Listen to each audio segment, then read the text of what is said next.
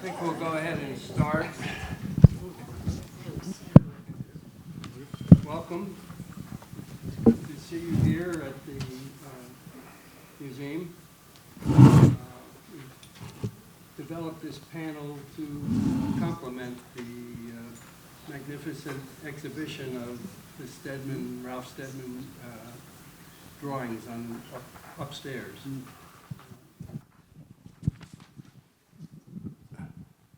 This afternoon, we have three accomplished scholars and speakers on political cartoons and their importance to free society. What I'll do is I'll introduce all three of our panelists at the outset, and then they'll each take about 15 minutes to make their presentations. And then I hope we'll have ample time to open it up to questions from the audience. On my immediate right is Professor Tom Bivins. He's the John Hulteng Professor in Media Ethics and Responsibility in the Journalism School.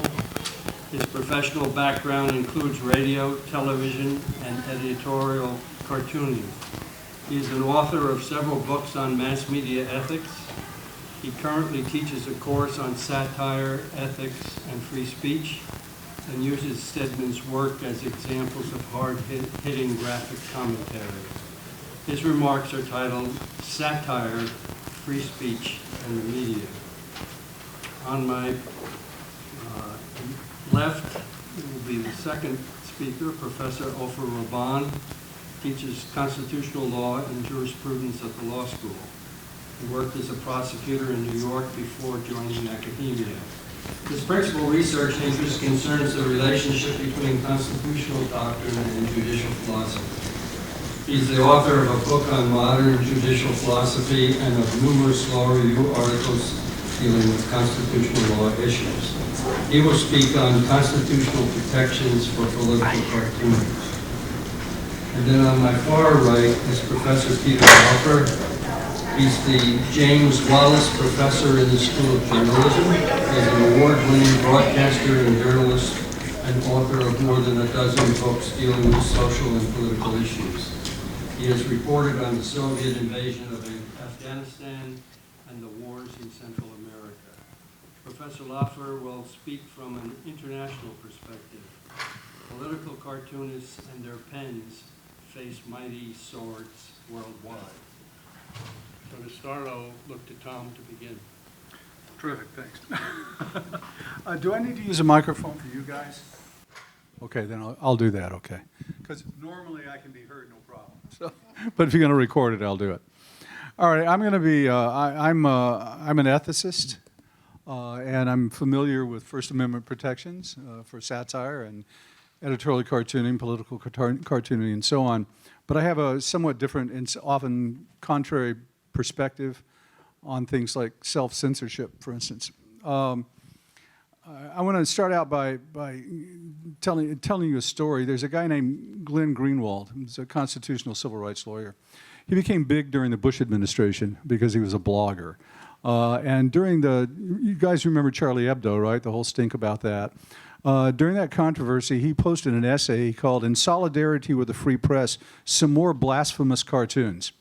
So in his blog, he basically said it was that there was a new movement, the whole defense of free speech rights after Charlie Hebdo occurred, where everybody was talking about free speech, and cartoonists were drawing pictures about free speech and that. He basically said there's a whole new principle. To defend free speech, one not only defends the right to disseminate the speech, but embraces the content of the speech itself.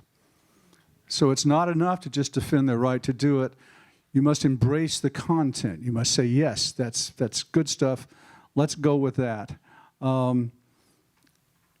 I have a disagreement with that.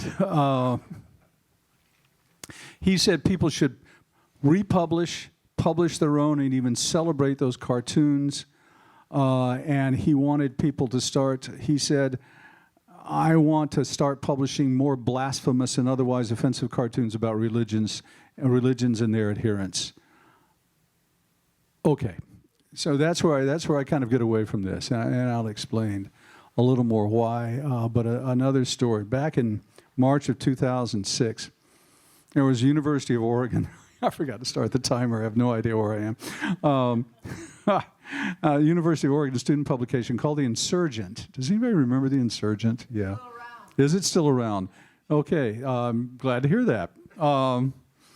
I don't read anymore, so I have no idea what's there. The Emerald, I think, is still here. Included images.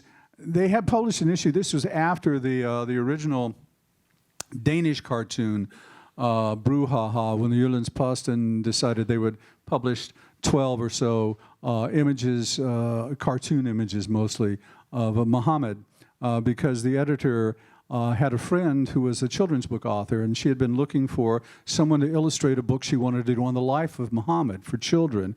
No one would illustrate it because there's a fairly recent and narrow prohibition against producing images of Muhammad. Somebody should have told the people in Iran in the 15th century that they couldn't make beautiful tapestries featuring Muhammad. In any event, or the Supreme Court has a really nice tall sculpture in the background.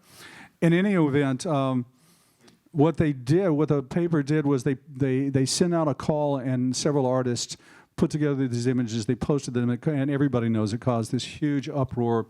There were riots all over the world. Some people were killed because of the riots. The artists were all threatened, and so on. So the University of Oregon Insurgent decided it would produce an image about Christianity that they guaranteed would offend everybody, but nobody would care because Christians take a different look at this kind of stuff. So they published an issue that included images of Jesus making love to another man, articles about Christianity's negative influence on society, cartoons satirizing Jesus' crucifixion. Yeah, I don't even describe the cover. Does anybody remember what it was? It was Jesus with an erection. Yes, it was. It was Jesus on the cross with an erection. It didn't go well. The university said the publication has an absolute First Amendment right to print whatever they want, but they wouldn't let it use its nonprofit mailing permit. I've seen that happen more than once. And it got such publicity that Bill O'Reilly, bless his heart, he called for the firing of the university president at the time, Dave Frohnmeyer, and invited members of the Insurgent on the O'Reilly factor. They wisely didn't go. So here's my feeling about that, and I said this at the time, and I still hold it. When the staff of the Insurgent decided to publish this issue, and people said, why did you do it? They said, because they wanted to show that in America, we can. Okay, in America, we can. Because we can do it, we will. Daryl Kegel. How many of you know who Daryl Kegel is? He's an editorial cartoonist, and he also syndicates hundreds of editorial cartoonists online. He said, I'm an editorial cartoonist. I haven't drawn a Muhammad cartoon myself because I haven't been inspired to do it. I shy away from drawing cartoons that some people would find offensive. I don't use four-letter words. I don't use the N-word in my cartoons. I don't draw sexually explicit cartoons. Offensive subject matter in cartoons can be so loud that it drowns out everything else I might want to say in a cartoon, except, look, I have the freedom to draw something offensive. Well, that's exactly what the editorial staff of the Insurgent said. That's why we did it, because we have the freedom to do it, so we want to do it to show that we can do it. So, I'm going to give you more time than you want.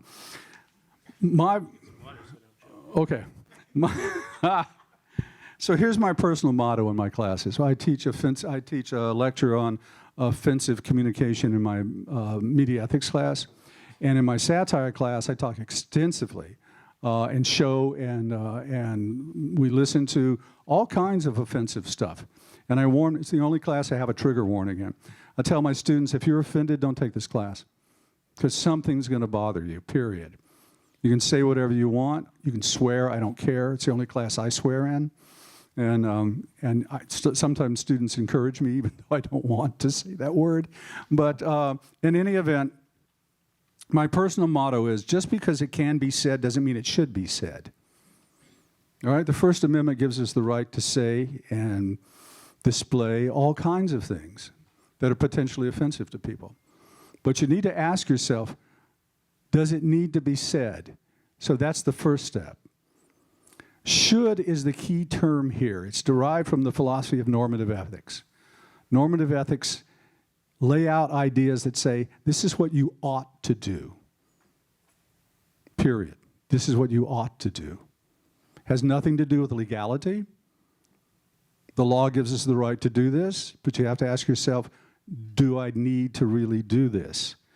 Normative ethics is the study of how you ought to act. It examines standards for rightness and wrongness. Under these guidelines, the question surrounding potentially offensive content ought always to be, who are we offending? And more importantly, why are we doing it? Now, there are good reasons and bad reasons for offending people. Because we can, in my opinion, is not one of them. There are excuses for offending people. Sometimes they need to be offended in order to pay attention to what's going on, especially in political cartooning. Sometimes they do. But my caution is always be aware, if you're a cartoonist, if you run a newspaper, if you're in advertising, if you're in public relations, and you're going to do something you think is offensive, you know it's going to offend somebody. You're not stupid. You get paid a whole lot of money to do this stuff. So you need to know, and you do know if you're going to offend somebody. And if you know that, the next question should be, why are we doing it? It can't be to sell a product. It can't be to show off your fancy artwork. It can't be because you're guaranteed your First Amendment rights in doing it. Those are not good reasons. There has to be a better reason than that, ethically speaking. So that the last time I taught a political cartooning class, which was some years ago, you can't see, I can barely see this. I had the students I had them all turn in commandments of editorial cartooning. I only ended up with 7. Sorry, that's all they could come up with in a class of 45. So here's what I got. 7 commandments of editorial cartooning. This is from the students. Don't draw without a political or social purpose. Don't be a wimp. Pick a side, take a position. Don't draw to please anyone. Don't be a sheep. Draw what you believe, not what society tells you to believe. Don't be hateful or malicious. Don't be afraid to offend, but consider the consequences and evaluate the importance of what you draw. Have an eraser handy at all times. So those are the 7 commandments they came up with. But of course, I mean, I do this same spiel in classes, so I'm sure part of this is because I tell them this, you know, to be aware of who you're offending and make sure it's worth what you're doing. I have offended, I used to be an editorial cartoonist. I've offended a lot of people in my life, including my wife, who would say, you can't publish that. So, yeah, I've done it too. I've always done it for a reason. I've always thought it was powerful enough to draw people's attention to this subject. If they get offended, they're going to have to deal with it. So I understand that too. I just don't understand unnecessary offensive material that has no purpose. And that's all I'm saying.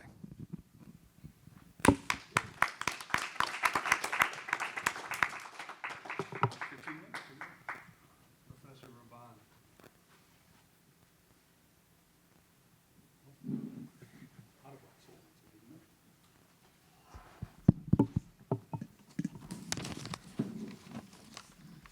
So, I was asked to speak about the First Amendment protections for political cartoons. And I think we should start with the text of the amendment, although, as we shall see, you don't go very far with reading the literal text of the Constitution. So, Congress shall make no law abridging the freedom of speech or of the press. Now again, constitutional interpretation often strays far from the literal text of constitutional provisions. That is certainly true with the First Amendment. So, for example, although the amendment specifically speaks about the freedom of the press, constitutional interpretation holds that, in fact, the press does not get any special protections under the First Amendment. It is simply the freedom of speech that every ordinary citizen receives is enjoyed by the press as well. Second, the First Amendment speaks about the freedom of speech, although, of course, as we know, the First Amendment also protects things like sculptures, drawings, photographs, and, of course, cartoons. Third, the First Amendment says Congress shall not abridge the freedom of speech, although the amendment, of course, binds the federal executive as well, and the states as well. So the state of Oregon, of course, is also bound by the First Amendment. The state of Oregon and its organs, which means that the University of Oregon is also subjected to First Amendment restrictions. And fourth, and most importantly, the First Amendment speaks of the freedom of speech in very absolute terms. It says, Congress shall make no law abridging the freedom of speech, but of course the freedom of speech can and should be abridged by the government all the time. So, if someone says, I will kill you, that can be a criminal threat. If somebody says, I will pay you $10,000 to kill my wife, that can be criminal solicitation that is punishable by many years behind bars.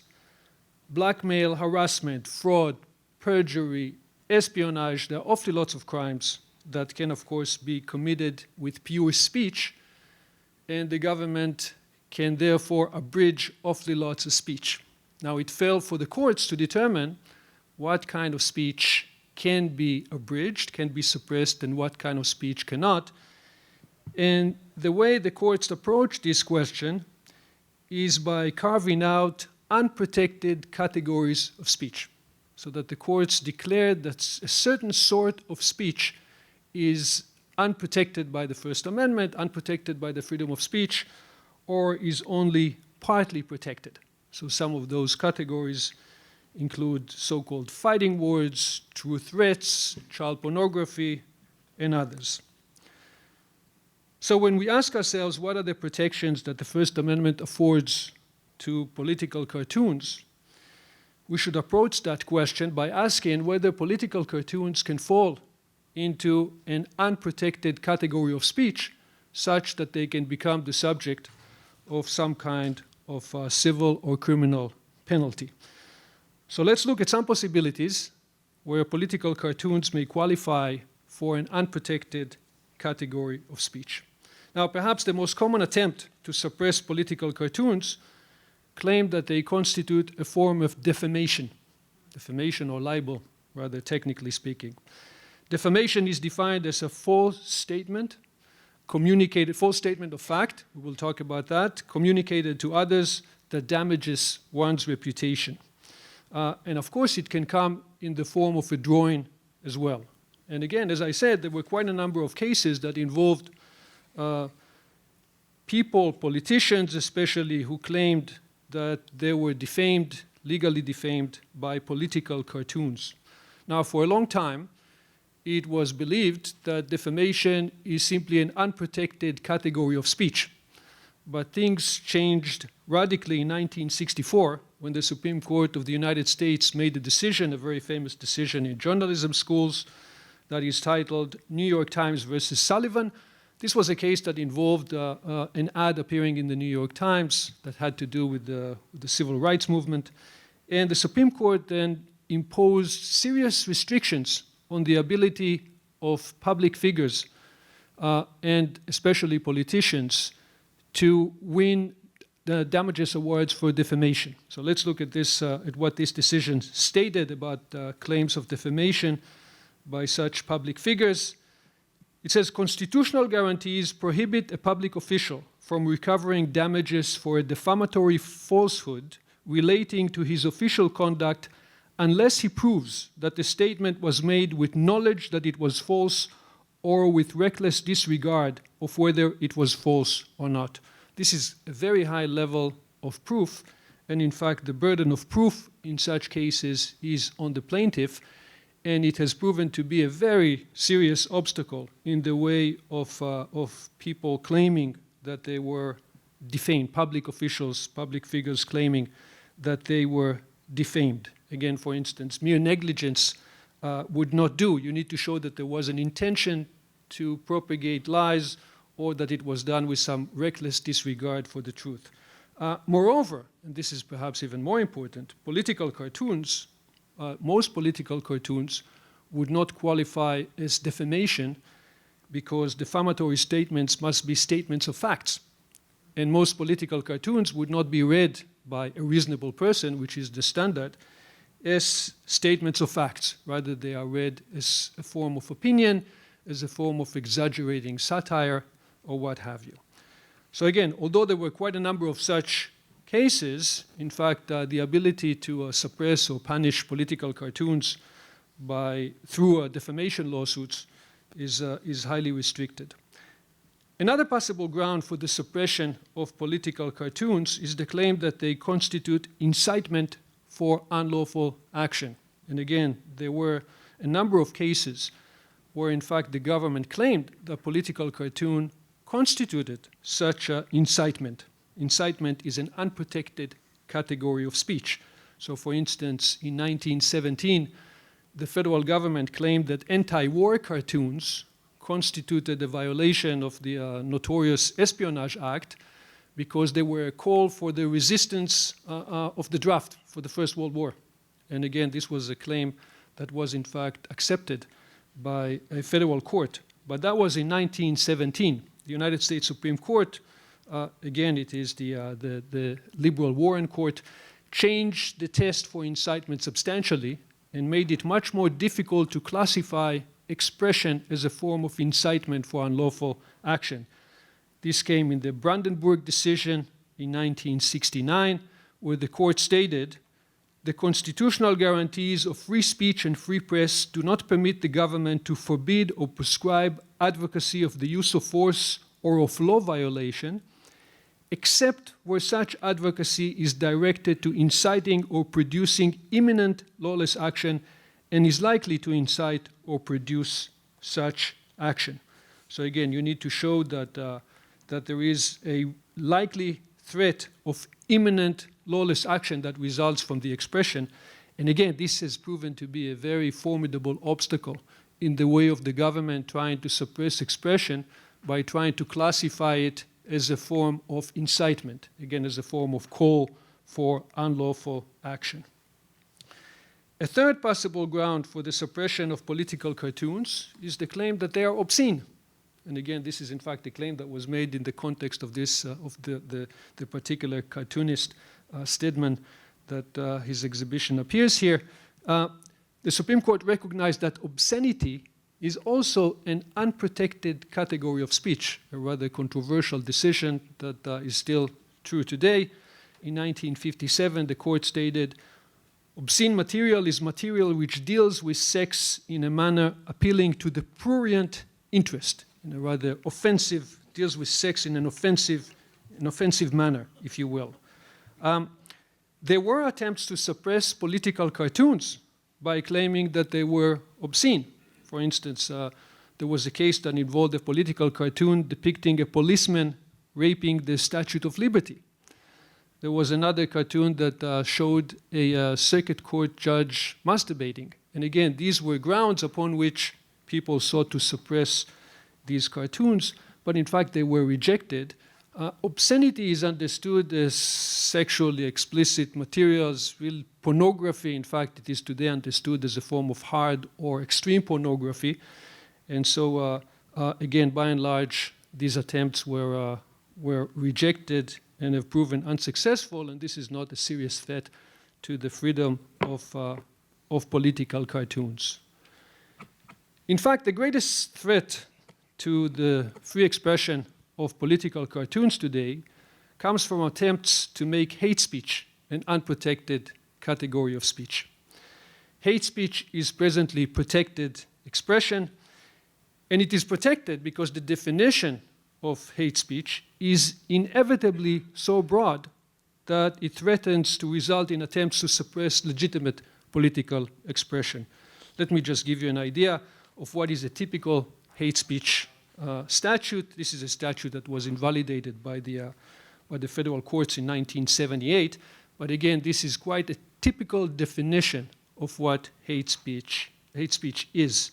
So it prohibited the dissemination of material which incites racial or religious hatred with intent to incite such hatred.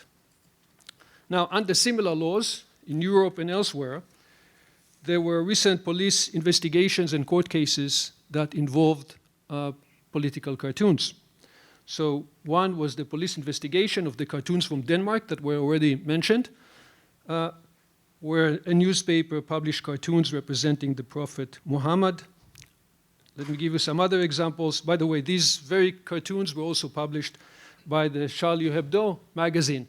And in fact, this resulted in a court action against the magazine in France and in Canada as well. There was the Human Rights Commission investigation over a newspaper that published the cartoons of the Prophet Muhammad. But there are other examples as well.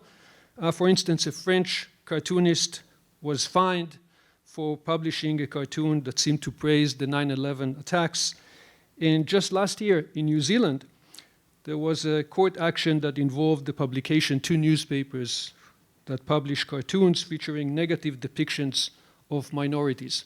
So again, the threat today to the freedom of political expression and specifically of political cartoons, unlike in the past, the threat today really comes from the political left, from the American left, that includes the calls for the criminalization of hate speech, a position that unfortunately has too many supporters in academia. Thank you.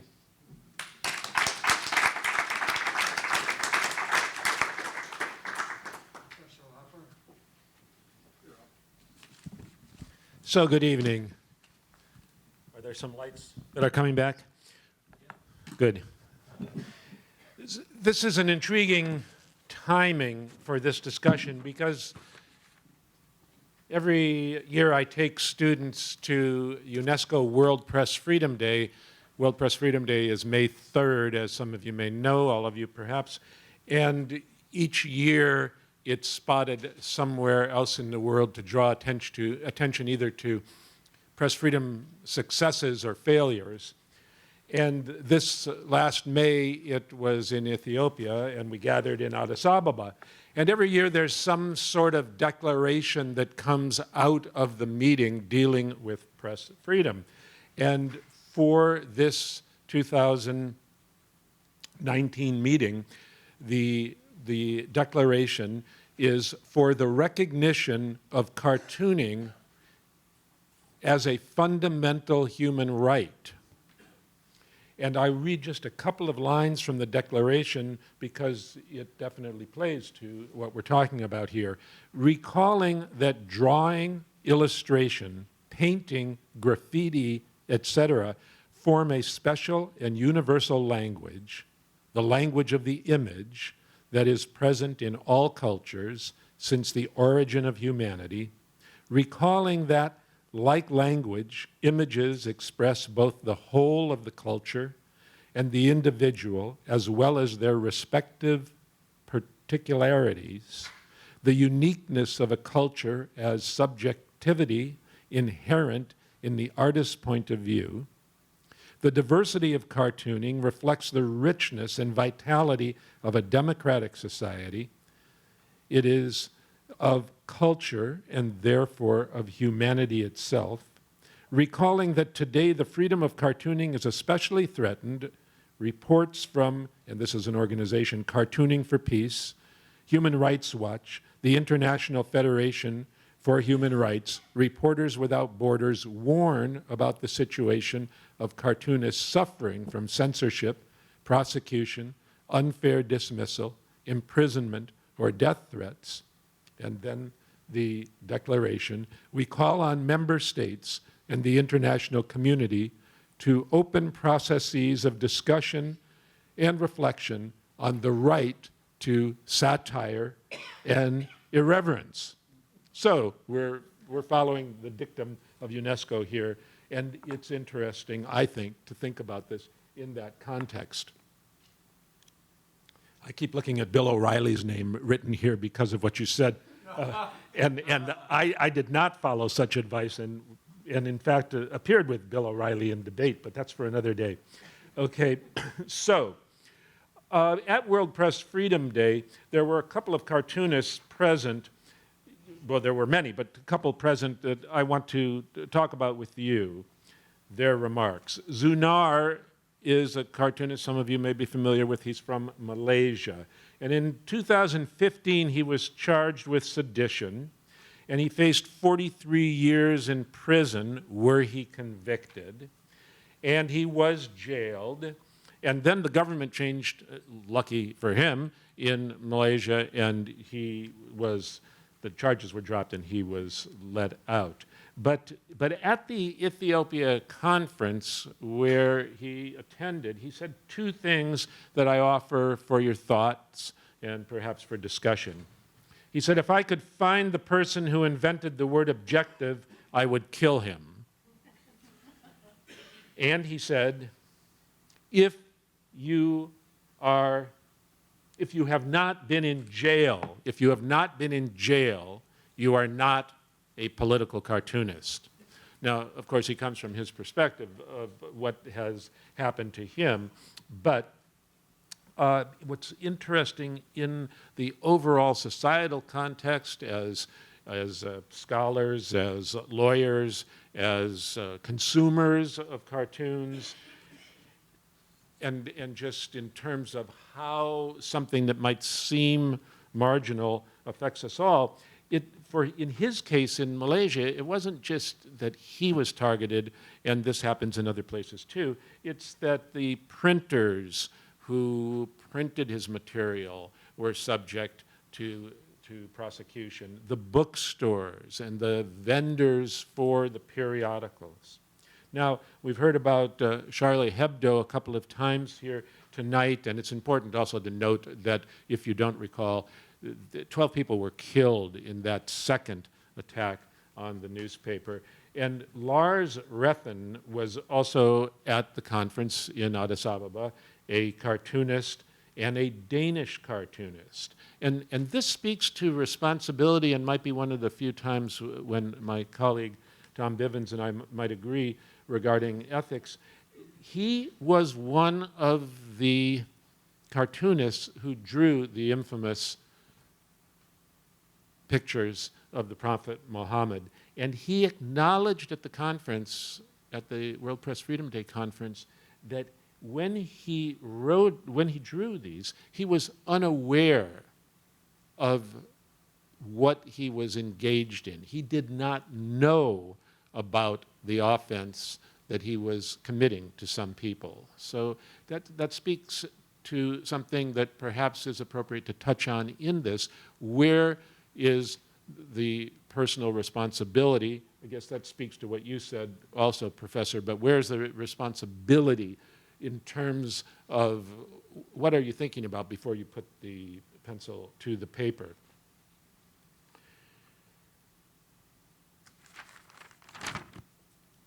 He also did something that when I heard him say it, I thought about what would happen to him if he had said it on this campus. He defended stereotypes as an illustrative device.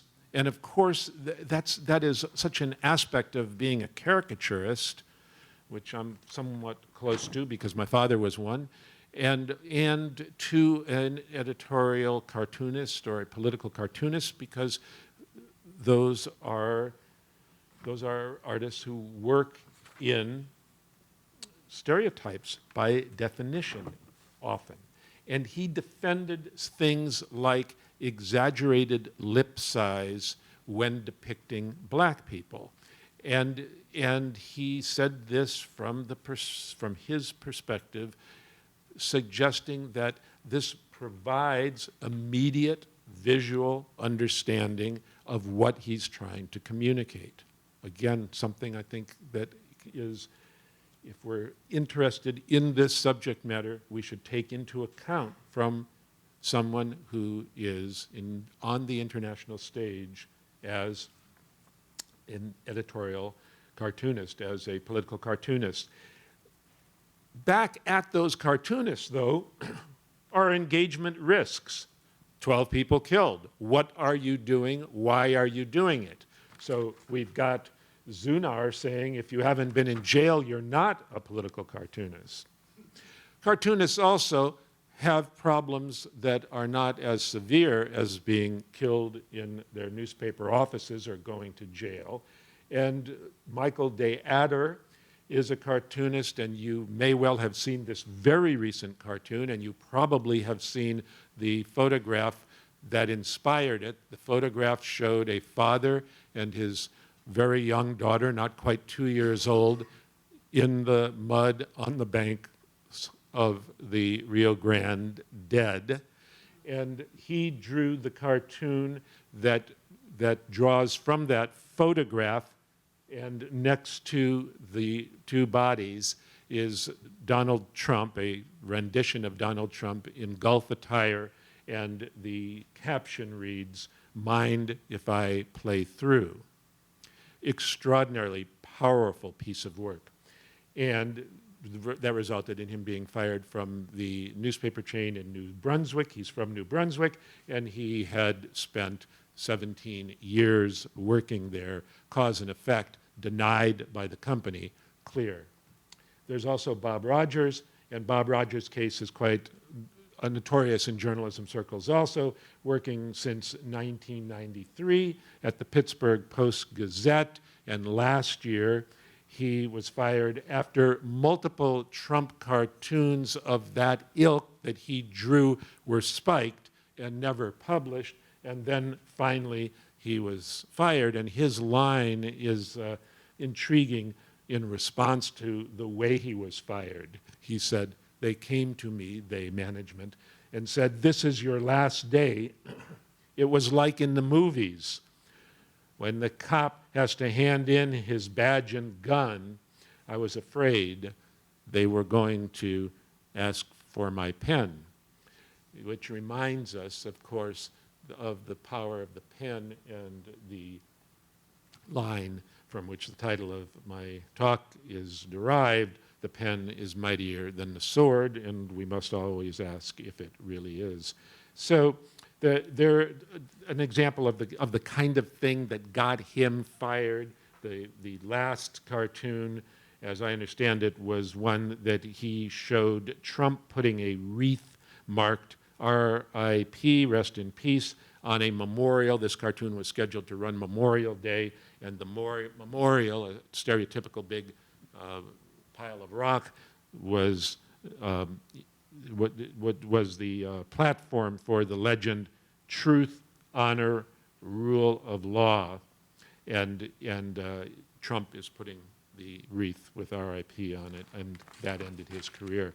Now, you also might remember that the New York Times had its own controversy. This was the international edition, and here our own points of view, just as the law does, our own points of view probably are going to infect our appreciation for what's appropriate and what isn't appropriate, unless we just are for a completely freewheeling reality regarding political cartooning.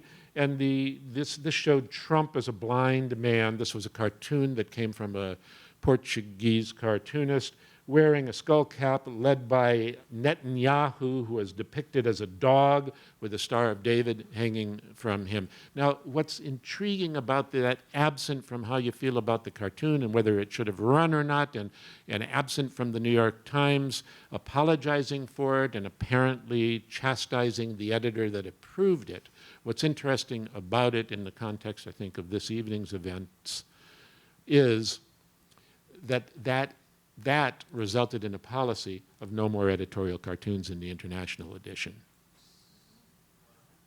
So, the words are powerful, the cartoons are powerful. What do we want to do? Do we want to censor? Do we want to self-censor? Is it a matter of good taste and bad taste? What's good taste? What's bad taste? Should the marketplace choose? And again, somewhat serendipitous for this conference, I took students earlier this summer to Portugal and Spain, and in Porto, they have an annual cartoon festival. And this year, they were looking at the relationship of pictures and words, and I just want to, well, this is much too small, but I can pass it around. And this cartoon here shows an ancient Egyptian working on a wall of hieroglyphics, and next to him is this little kid, contemporary little kid, who's working on a wall of, I so don't use this stuff, I have to look at my notes. What are these things called? Oh, emojis, yes. So there's the picture. So I feel vindicated in my role in society by not being able to remember the term emojis. Thank you.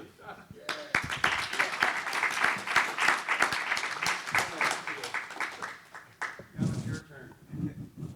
Question? Yes, I have a question for Professor Raban, who's Professor of Constitutional Law. And in your talk, you referred, I think, exclusively to the U.S. Constitution, if I'm not mistaken. But we do have a Constitution in the state of Oregon. So I would like you, if you would, and you may decline, to elaborate on the differences between freedom of expression in the state of Oregon, according to its Constitution, and that of the United States Constitution. So I will partly decline because I'm not an expert on the Oregon Constitution, only on the federal Constitution, but I will say that the Oregon Constitution provides greater First Amendment protections than the federal Constitution. Now that's a little obvious because obviously it cannot provide less than the federal Constitution. The federal Constitution is a floor for civil rights protection and constitutional protections in the US.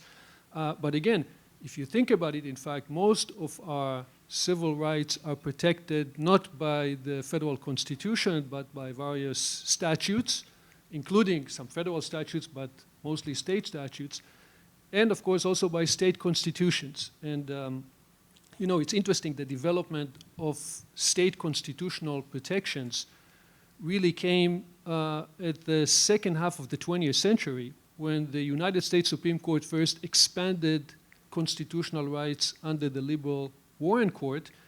And then as the Supreme Court became more and more conservative, and there was certainly a stop of expansion of some rights and even a contraction, it is at that point that judicial federalism, as it is known, became a phenomenon where state courts stepped into the plate, if you will, and started interpreting their own constitutions in ways that were more expansive than the federal Constitution. And Oregon is certainly a pioneer in this regard. And it is a pioneer it was a pioneer in expanding Oregon constitutional rights under the leadership of Hans Linde, who was a professor at the law school and later a Supreme Court justice at the Oregon Supreme Court. In the cases that you mentioned, and also in cases you might know about, where these fellows, I presume, were fired, did any of them sue under freedom of speech?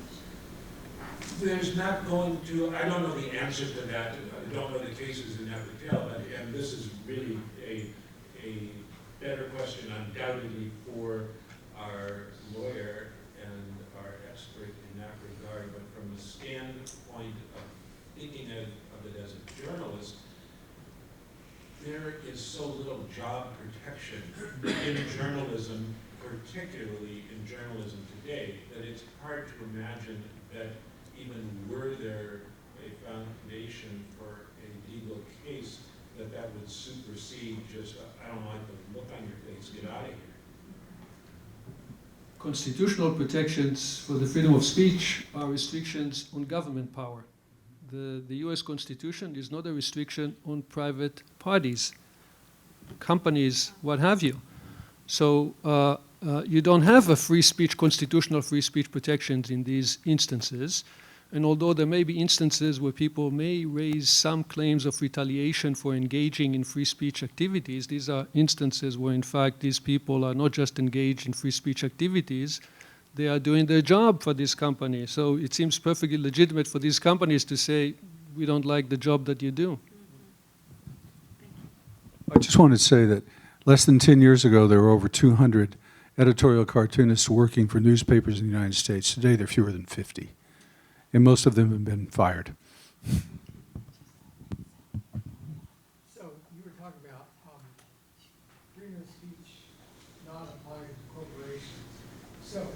Facebook censor what you put on your page? I think it does. Facebook is engaged in Facebook, Twitter. They are engaged in censorship activities that would be unlawful for any government entity. Yes.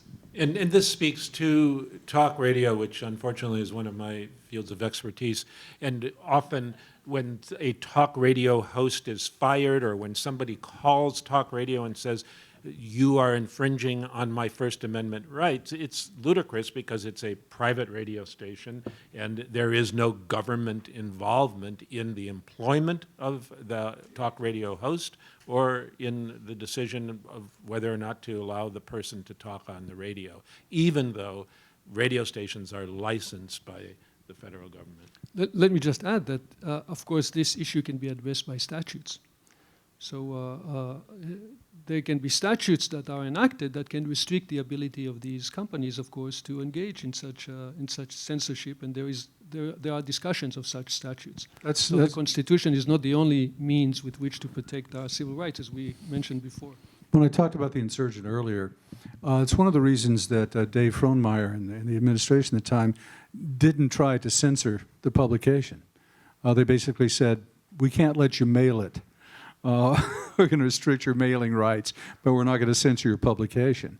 So I've seen that happen a lot at universities where somebody will say, you have a right to do this, but you can't put it here because we have a rule that says you can't post beyond this bulletin board, or something like that. So when in doubt, people work around censorship and end up censoring anyway. Thank you. I'm glad you brought up statutes. The question I have is, and I've heard of a lot of intriguing things here this evening, and I'm glad somebody is at least keeping these issues alive. But I wonder about the right to work laws and that corporations do not have to really follow, per se, because of your right to work there, law in a way.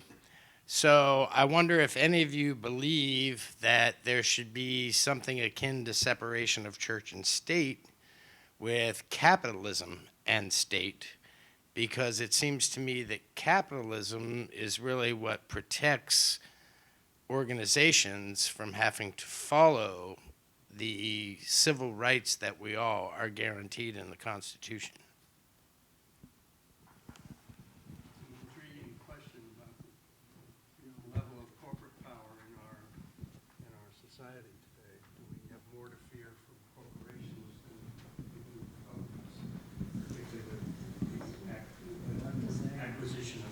Personal information from social media.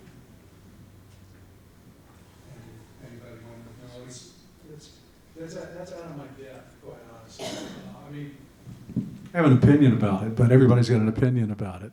I'm not unhappy with the way the First Amendment works now, which prevents government from interfering with free speech.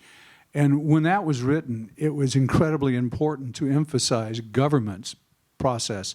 Because prior to that, under English law, if you said something that the person in power didn't like, they could yank your license because you had to be licensed to be a printer. And that carried over to the colonies where printer shops were shut down because they said something. The first newspaper in the colonies ran one issue. That was it, one issue. And then they were censored and they never printed another one. So the First Amendment recognized that hindrance to free speech from the mother country and said, we're not going to do that here. So the government can't do it. But at the same time, they also respected the rights of private individuals to do what they needed to do. That's my take on it. I find that, like the Kaepernick issue, I've heard both sides from so many people, like, well, you can't go into your workplace and do whatever you want to protest, because your company would not allow it. But do you think capitalism is too invested in government or vice versa these days, that's why this line is so repressive, as you say, from 200 cartoonists to 50? I think that has something to do with it. I'm only asking because you guys seem to be pretty on top of a lot of this, and it's intriguing to me to ask this question. Well, I think that it has something to do with democracy as well, because as we said, the legislature can impose a variety of restrictions on employers in this regard. It's a deep question. That is, if I understand you correctly, you are challenging the idea that constitutional rights are rights vis-à-vis the government and not also vis-à-vis private individuals or entity. And I think that this is a very important measure of democracy, because if you think about this, and given that courts are the interpreters of the Constitution, if you allowed constitutional restrictions to run against private entities and individuals, not only vis-à-vis the states, not only vis-à-vis the government and the state governments, you are going to greatly increase the power of the judiciary, which is non-elected, to enact awfully lots of, basically enact awfully lots of, or to regulate the country. So again, the way is open for democratically elected representatives to do everything that you want them to do. They don't do that for reasons that may have to do with capitalism and the free economy or what have you. But again, I think that this structure is how it should be. And remember, the football player can do whatever he wants to do, and then whatever happens to him, including not playing again. Sort of tied to this, I grew up near a city that had a Republican paper and a Democratic paper, and so never the twain would meet the editorial cartoons, you know. So whoever was drawing, you know, from the Republicans was not drawing from the Democrats and vice versa. So there's that self-censorship within whatever orientation of the paper there is. And I also think back to the War Powers Act, and especially in World War II. And if you look at some of the propaganda and cartooning, I mean, today it's obscene in its racial depictions, etc. But it was considered, you know, pro during World War II. And so, and also the ability of the government, moving the War Powers Act to censor anything that had anything to do with support of. So. And one of those practitioners, Dr. Seuss. Right. Yeah. So it's a powerful context, either the control of the editor and the political orientation of the paper, as well as the government's decision about what it will allow, especially special powers like war. It was worse in World War I, because they passed the Sedition Act in World War I.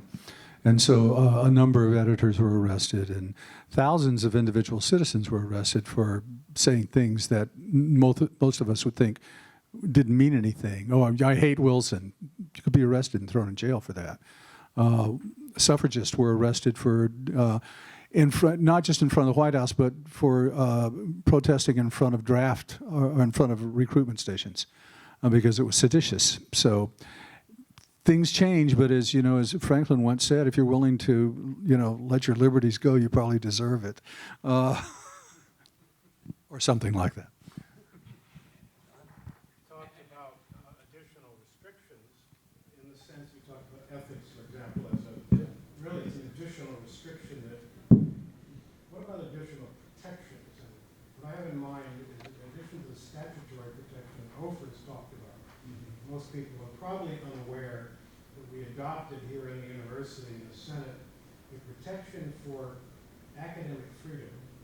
It goes beyond the First Amendment, goes beyond the Oregon Constitution, and explicitly protects not only faculty members, but students and staff members of this university, probably the most protected in the United States. It doesn't mean that people know about it. People think that their protections are First Amendment, and they don't know about the Oregon Constitution. Or that the administration accepts it. Pardon me? And the administration reluctantly signed it and accepted it.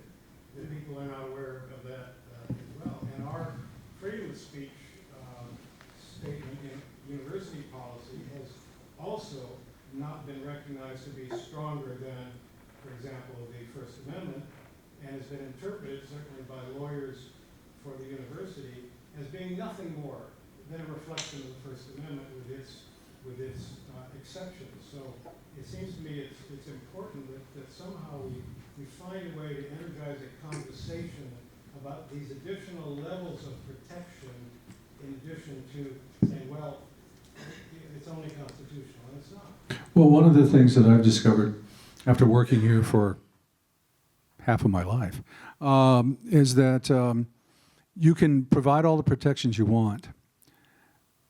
It doesn't mean people will take advantage of that for all kinds of reasons. Fear of retaliation, which can't always be proven, and things like that. I don't want to leave and come off as the person who declares that self-censorship is the way to run an organization. I don't think it is. And one of the things I remind my students of is that satire is totally protected by the First Amendment, completely protected. You know, as much as Donald Trump would like to have everybody at Saturday Night Live fired, he can't do it. And so I firmly, I want to. My favorite quote is one I tell all my students from Mark Twain, who's my favorite person. Irreverence is the champion of liberty, and it's one sure defense. I completely agree with that, totally. And like I say, there are times that I've done stuff that offended people too. I believe in self-censorship. I do. I don't think you should do anything for a reason that basically says I'm doing it because I know I can do it. Other than that, you should be able to do it. And I applaud any activity at the University of Oregon that allows us the freedom to say and do what we believe is right. Completely. I'm in charge. I like that. If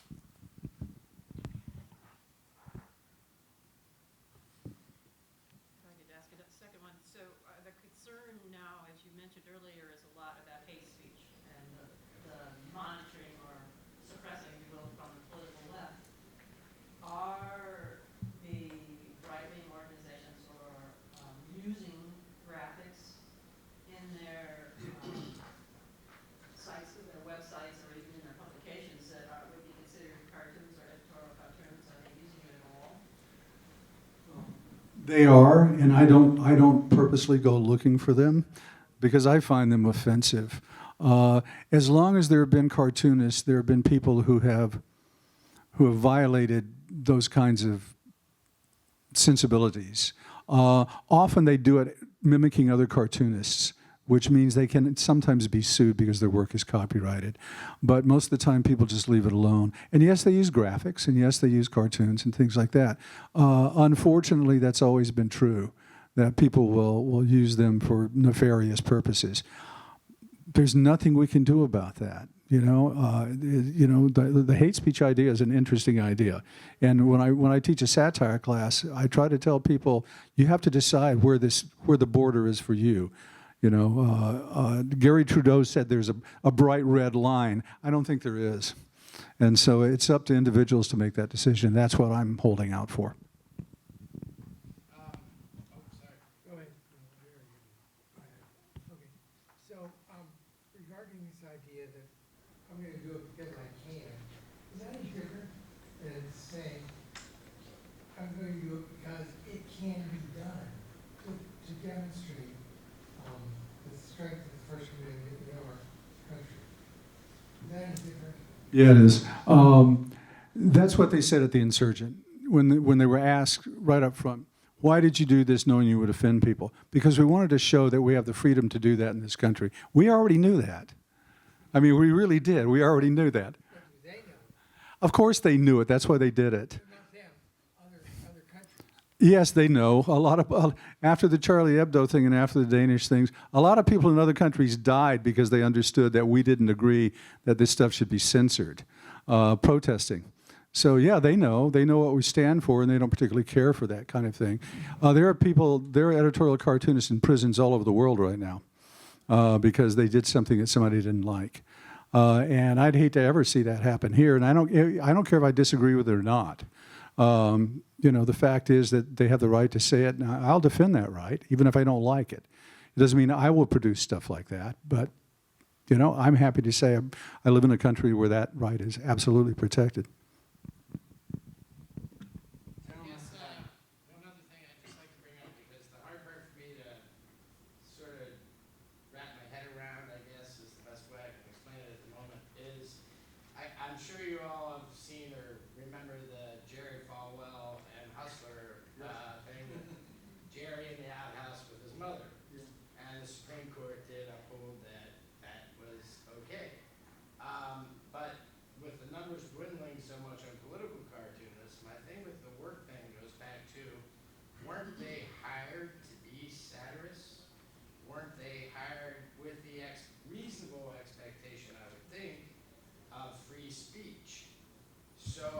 just don't understand how so many of them are being fired for executing that right. It goes back to your marketplace question, I would suggest. So the New Brunswick guy who had been working there for 17 years is fired after the Trump picture. The guy in Pittsburgh is fired after the Trump picture. The companies in both cases, according to the analyses of those cases, are either Trump backers or otherwise feel that they, for business purposes, should not be engaged in that manner on their editorial pages.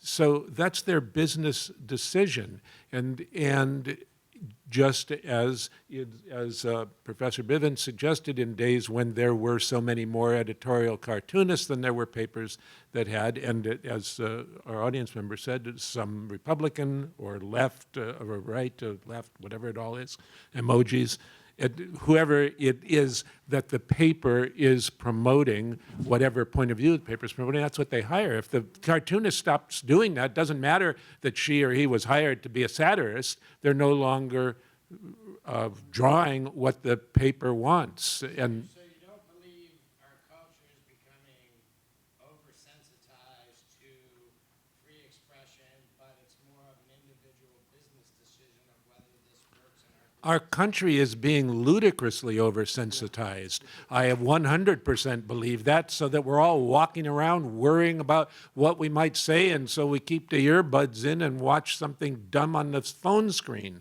And we won't interact with each other because we fear we might get punched or lose a friend that we thought we had who isn't really a friend. Yes, of course, I will talk all night in my talk show capacity in that regard. I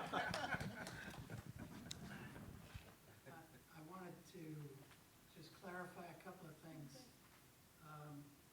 Something that Professor Raban mentioned earlier. When it comes to newspapers, they have the First Amendment on their side. The publisher and editor have the First Amendment right to publish whatever they want to publish and not to publish whatever they don't want to publish without government interference. But they still have somebody that pays their paycheck. Yeah, so, That's a need I mean, police. the problem in the news business, at least in print journalism right now, goes back to corporations. It goes back to the rise of Craigslist, if you will, and the undermining of the fundamental business model of newspapers. They can't charge based on circulation anymore the way they used to. They have to charge on clicks of how many people actually read the ad rather than how many people might read the ad, which used to be the business model for newspapers. I see, good point. So what's happening in journalism today is horrible for those of us who are journalists or recovering journalists like myself, and news junkies, the rest of us, because there's fewer and fewer places to go to get information, especially locally. But at the same time, with the rise of the internet, theoretically, there are more presses out there if you can get people, if you can draw people into your venue, your online venue. In that sense, we have a lot more outlets for cartoons if people can find them, And or greater if they reach, become basically viral. greater reach as well. The problem is getting paid to do it. I know this is about cartooning, and even though editorial cartoonists aren't where they used to be, and there are fewer of them working in newspapers and stuff like that, satire has not disappeared. It's out there. It's all over the place. It's all over the internet. It's all over television. It's all over late night shows. It's everywhere. It's switched venues, and my students react more to that kind of satire, that kind of political noise than they do to printed versions of editorial cartoons. So in my satire class, I spend the majority of my time playing videos of Saturday Night Live or stand-up comedy or Amy Schumer or John Oliver, Samantha Bee, who could have gotten fired for what she said, and she didn't. Well, there you go. But see, that's what we've all been saying. They are private entities. They can do it if they're worried about their bottom line. But, you know, TBS didn't fire Samantha Bee for calling the president's daughter the C word.